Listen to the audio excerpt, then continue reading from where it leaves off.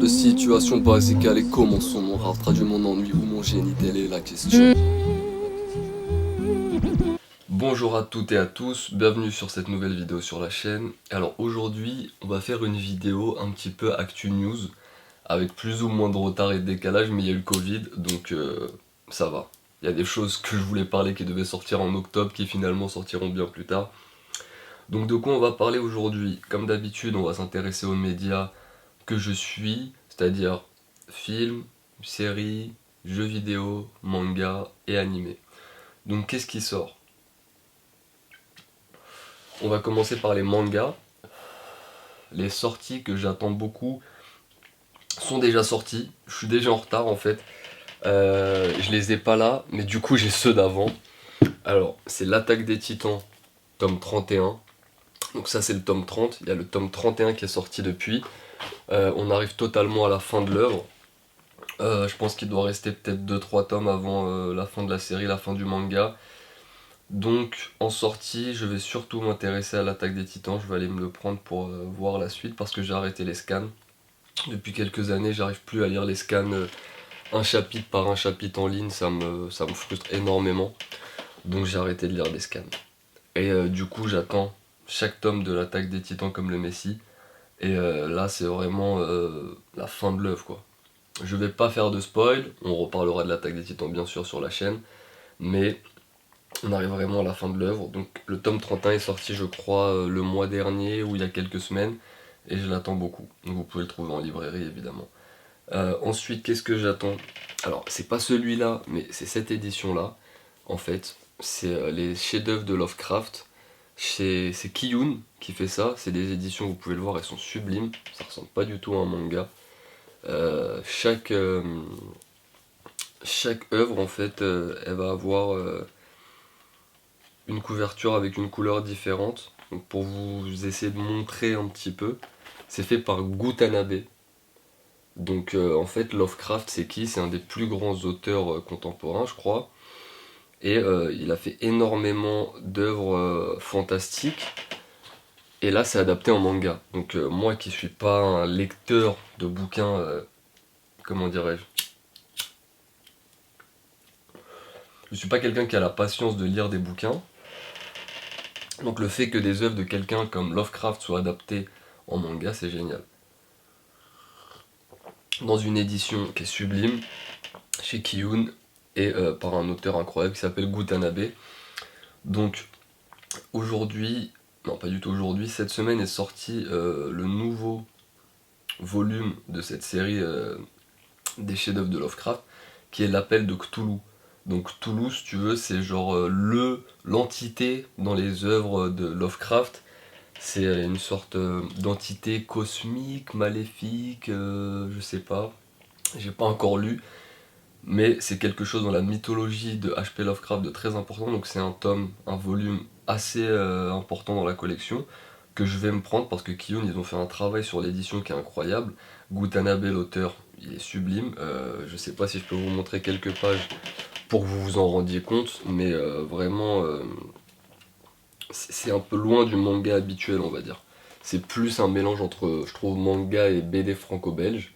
Donc je sais pas si le focus se fera bien pour qu'on voit un petit peu les images, de vous donner des exemples de dessins tout simplement. Mais moi j'ai vraiment beaucoup aimé cette édition et beaucoup aimé cet auteur. Et ça me permet de lire en fait des œuvres de Lovecraft que j'aurais peut-être pas lu de base. Donc voilà. Pour les sorties, il y a aussi Old Boy, le film, euh, qui est en fait une adaptation d'un manga. Donc ils ont décidé de ressortir le manga de base, là on est au tome 2, il va y avoir 4 tomes, et j'ai déjà les deux premiers tomes, j'attends la sortie du tome 3. Ça a été décalé avec le Covid, normalement ça aurait dû se finir d'ici septembre, les 4 volumes, là on est que au tome 2. Ensuite, je viens d'apprendre que Glénat allait sortir Burn the Witch, je crois le titre, c'est une œuvre de Tite Kubo, l'auteur de Bleach, et ça va sortir le 17 octobre. Donc je pense dans les sorties actuelles, c'est à peu près ce qui m'attire en manga. Et voilà, ça fait déjà 4 mangas qui vont sortir que j'attends. Burn the Witch, l'appel de Cthulhu pour les éditions de Lovecraft, le nouveau Attaque des Titans et le nouveau Old Boy. je pense que c'est ces 4 œuvres-là sur lesquelles je vais m'intéresser. Ensuite, qu'est-ce qu'on passe? On passe aux animés. Il devait avoir l'Attaque des Titans, la saison 4 je crois, en octobre ou novembre. Avec le Covid, ça a été décalé. Mais ça fait toujours partie, évidemment, d'une des meilleures séries animées du moment. L'Attaque des Titans, moi je considère que c'est un des meilleurs mangas qui est sorti ces 10 dernières années. Et le succès du manga, on le doit aussi à l'animé. Donc c'est là où les animés, entre guillemets, ça ajoute une plus-value à un manga. L'Attaque des Titans, en manga, en dessin, c'est beau, mais si tu lis les premiers tomes, c'est pas ce qui va te retenir sur l'œuvre. L'histoire va déjà beaucoup plus te retenir que les dessins. Même s'il y a vraiment un style quoi. Mais ça peut ne pas plaire à tout le monde. Mais l'animé, je pense que les gens sont unanimes. C'est peut-être un des meilleurs animés qu'on a vu ces dernières années, voire de tous les temps. Donc là on nous prépare une saison 4, le studio a changé. Quand on prépare un animé, c'est des équipes, c'est des studios qui bossent dessus, des studios d'animation forcément pour faire des animés. Et là, il y a eu un changement de studio pour la saison 4. Donc ce changement de studio pour moi il n'impacte pas du tout, j'ai vu les premières images du trailer, elles sont sûrement en train de passer pendant que je vous parle. Ça s'annonce grandiose, il y a même un côté très film, très mise en scène que j'avais pas forcément vu dans les autres saisons. Donc peut-être que c'est un mal pour un bien ce changement de studio. Donc j'attends évidemment cette saison 4 avec impatience. Ensuite, on va passer à quelque chose qui s'appelle La Quête de Dai ou Fly, pour ceux qui connaissent. C'est un très vieux manga, très vieux, ça n'a pas non plus 40 piges, hein, c'est pas du Tezuka, mais c'est un truc des années 90. Et là, il va y avoir une nouvelle adaptation en animé, encore un reboot. C'est pas le seul, il va y avoir La Quête de Dai ou Fly. Et ensuite, on va avoir aussi un reboot de Shaman King. Je sais pas si je vais regarder Shaman King, mais en tout cas, ce qui est sûr, c'est que Fly, je pense que je vais suivre l'animé parce que je les ai en manga et c'est un truc que j'ai envie de regarder. C'est un shonen un peu à l'ancienne, donc c'est un peu de nostalgie, j'aime beaucoup. Ensuite, qu'est-ce qu'on va avoir en animé? On va avoir le dernier acte de Bleach. Donc Bleach, pour ceux qui connaissent pas, j'en parlais un peu plus tôt dans la vidéo, c'est un manga de Tite Kubo. C'est un des shonen qui a le mieux marché ces dernières années et pour moi un des meilleurs shonen. Même si beaucoup n'ont pas aimé la fin, n'ont pas aimé le dernier arc en manga, et ben ce dernier arc il n'a jamais été adapté en animé et on a eu des nouvelles comme quoi il allait sortir. Donc c'est cool d'avoir la fin d'un manga aussi emblématique en animé, parce que ça n'avait pas été fini en animé. Donc c'est pour ça que moi je lis les mangas. Les animés c'est toujours soumis à est-ce que ça marche en ce moment, est-ce que c'est un bon timing, est-ce qu'on a un studio disponible. Alors qu'un mangaka il fait son œuvre, il sort ses chapitres toutes les semaines, chaque mois, tous les 2 mois il sort un volume. Donc je préfère en manga, moi je suis sûr d'avoir la fin de mes œuvres. Hashtag Berserk et Hunter x Hunter, on n'aura peut-être jamais la fin de ces 2 œuvres. Et Vagabond, qui font partie de mes 3 mangas préférés qui sont arrêtés, mauvais exemple. Mais bref. Bleach, le dernier arc, ça va sortir en animé. On a eu ça comme nouvelle, je pense que ça va être pour 2021 à peu près. Et c'est évidemment un des animés que j'ai regardé. Je suis pas à jour en animé sur Bleach. Je pense que je me suis arrêté à l'arc des Arrancar. Il y a l'arc Fullbringer qui a été fait. Et là le dernier arc qui va sortir. Donc je l'attends quand même. J'aurai le temps de me faire le Fullbringer le temps que ça sorte. Ensuite...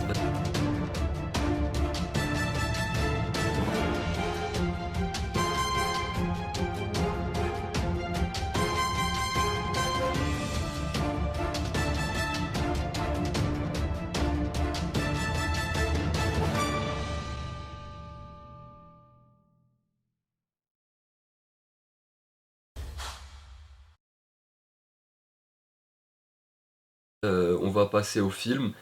Film, il n'y a pas grand chose qui me fait bander en ce moment. Il y a Tenet, ou Tenet, je sais pas c'est quoi le titre. C'est un film qui a l'air un peu compliqué apparemment, donc pourquoi pas, ça a l'air cool.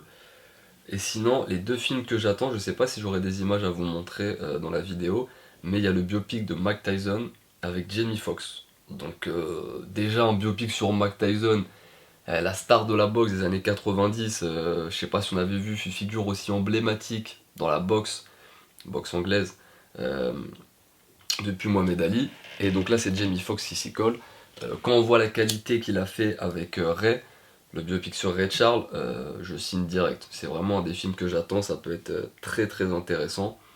Ensuite, il y a une adaptation Disney de Pinocchio avec Umberto Benigni. Je pense que si je vais le voir ou s'il m'intéresse, c'est surtout pour Umberto Benigni, que j'avais vu dans La vie est belle, qui est un acteur que je trouve génial. Donc, le biopic sur Mike Tyson et celui sur Pinocchio. Qu'est-ce qui me reste comme actu? Jeux vidéo, pas des moindres, vu qu'il y a pas mal de jeux que je vais attendre. De base, je me suis dit avec la sortie de la PS5, je vais plus pouvoir parler des sorties de jeux vidéo, mais en fait, pas du tout.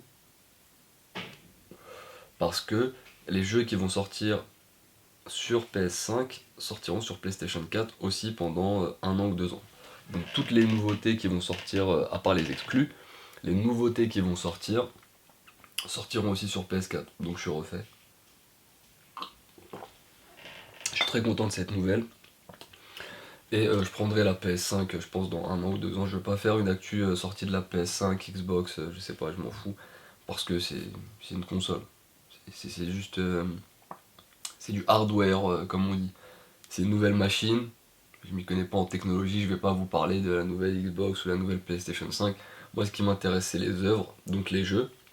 Et ce qui va sortir, il va y avoir God of War, qui va sortir en 2021. Pour ceux qui l'ont fait sur PS4 et même les anciens God of War, il y a eu une sorte de reboot de la série avec le dernier God of War, qui est sorti sur PS4, où on s'intéressait plus à la mythologie grecque, mais la mythologie nordique.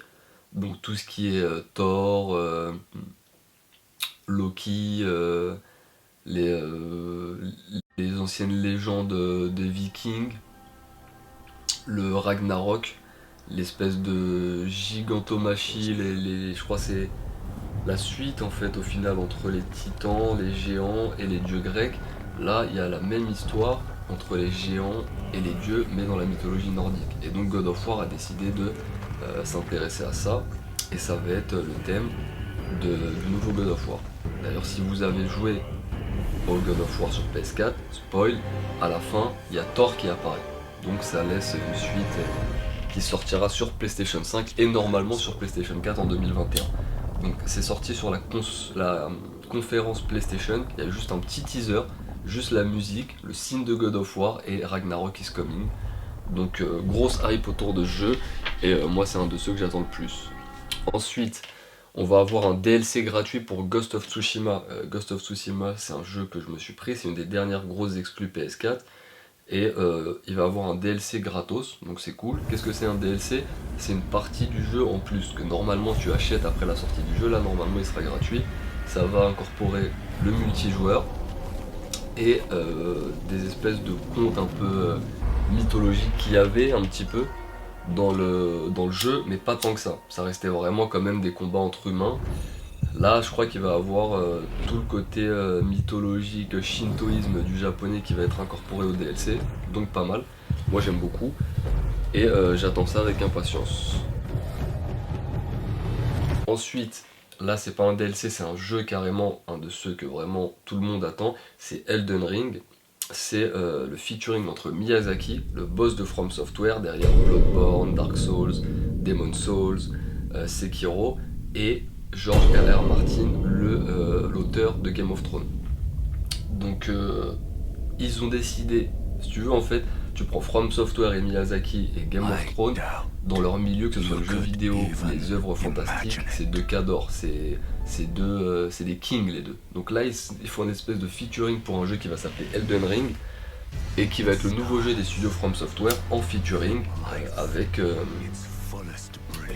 George R.R. Martin, l'auteur de Game of Thrones.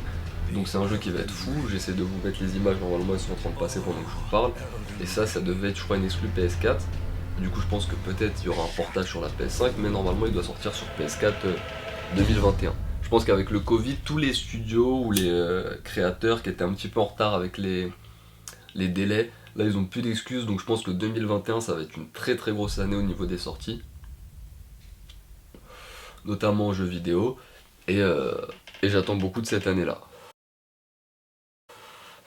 Petite parenthèse sur Call of Duty Warzone, Il va avoir un mode nuit. Pour ceux qui ont joué à Warzone, c'est le Battle Royale de Call of Duty qui a été mis en free-to-play. Free-to-play, ça veut dire que c'est gratuit.